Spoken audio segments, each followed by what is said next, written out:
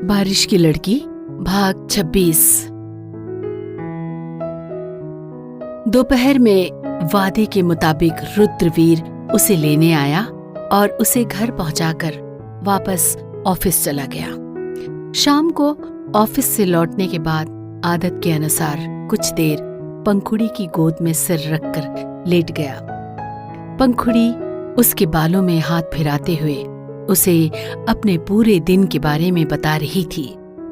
उसकी चहक ये बता रही थी कि एक ही दिन में उस जगह काफी मन लग गया था उसका।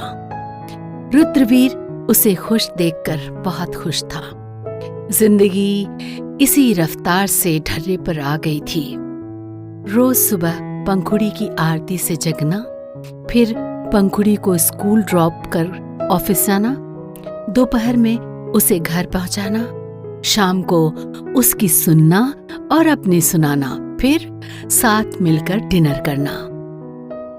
रोज रात को पंखुड़ी को सुलाकर रुद्रवीर अपने घर चला जाता था। पंखुड़ी रोज रोज खाना बनाना सीख रही थी और इस गुजरे एक महीने के वक्त में काफी कुछ सीख भी गई थी। रोटी गोल तो नहीं बनती थी, पर अब कच्ची या जली नहीं होती थी।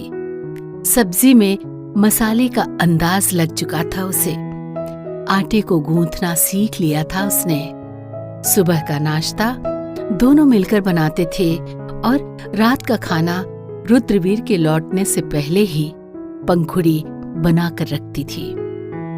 दोपहर में तो रोज रुद्रवीर पंखुड़ी को स्कूल से लौटते वक्त बाहर ही लंच करा देता था और पंखुड़ी जबरदस्ती उसे खिलाया करती थी।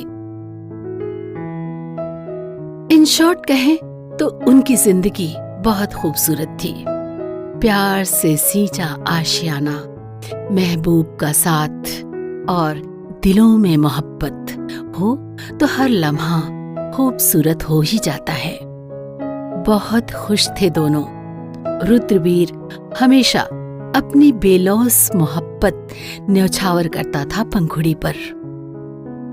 कभी परेशान करता, कभी किसी बात पर छेड़ता था और पंखुड़ी वो भी रुद्रवीर की खुशी के लिए छोटी छोटी चीजें किया करती थी।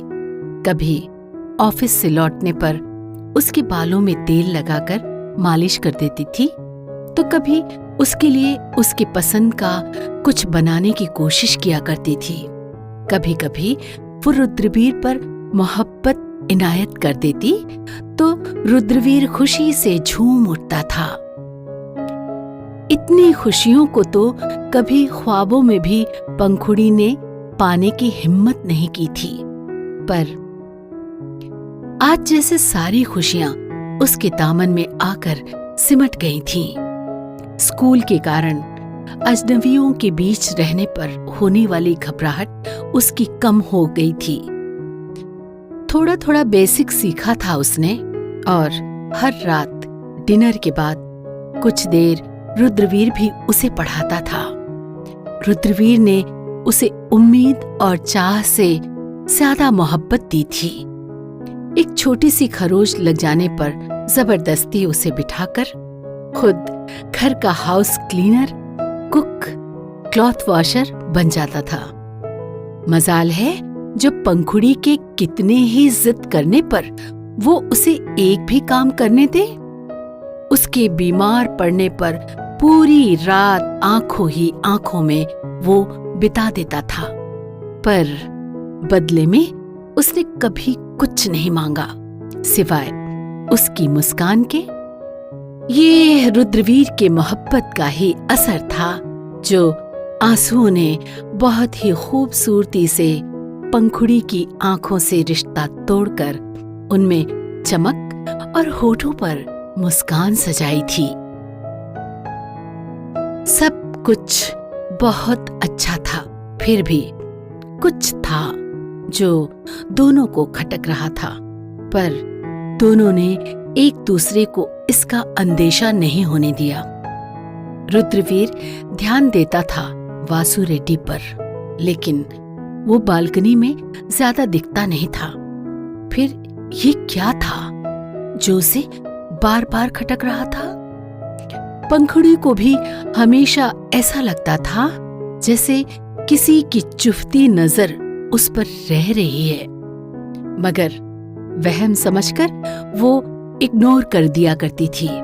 पर शायद यही उसकी गलती थी। वासु रेड्डी की गिद्ध जैसी गंदी नजरें उस पर चिपक गई थीं। रुद्रवीर की मौजूदगी में भले ही बालकनी में वो नहीं आता, पर उसके एब्सेंस में वासु की नजरें पंखुड़ी के घर पर ही टिकी होती थीं।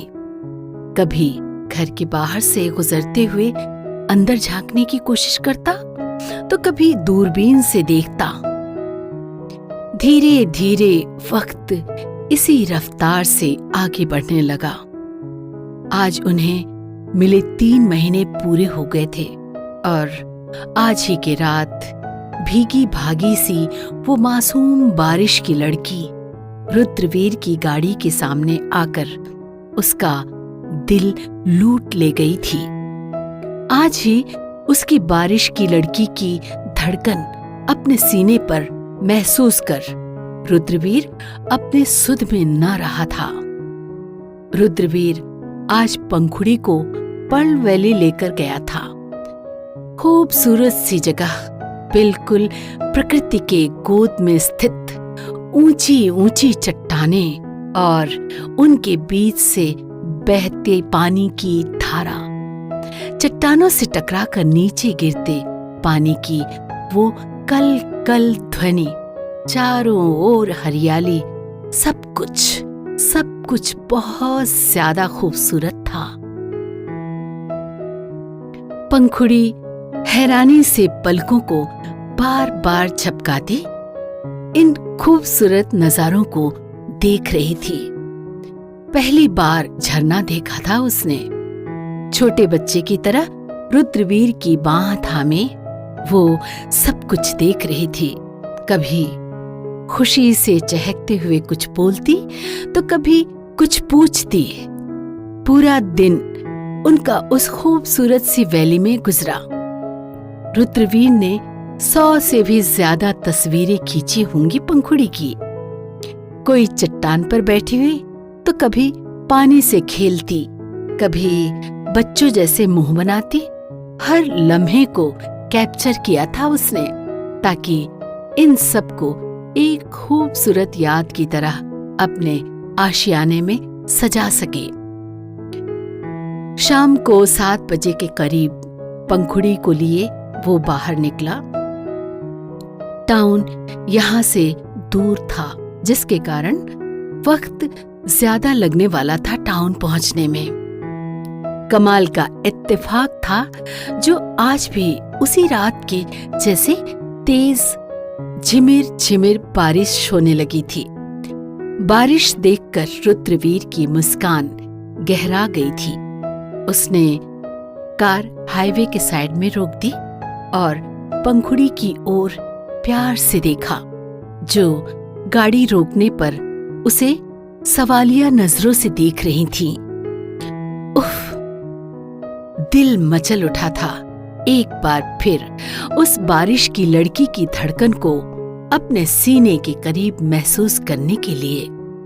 एक बार फिर उसके करीबी से उसकी वो भीनी सी महक अपने सांसों में घोलकर जहन में उतारने के लिए एक बार फिर उस बारिश की लड़की के साथ इस रिमझिम बारिश में रूह को मोहब्बत की बूंदों से भिगोने के लिए।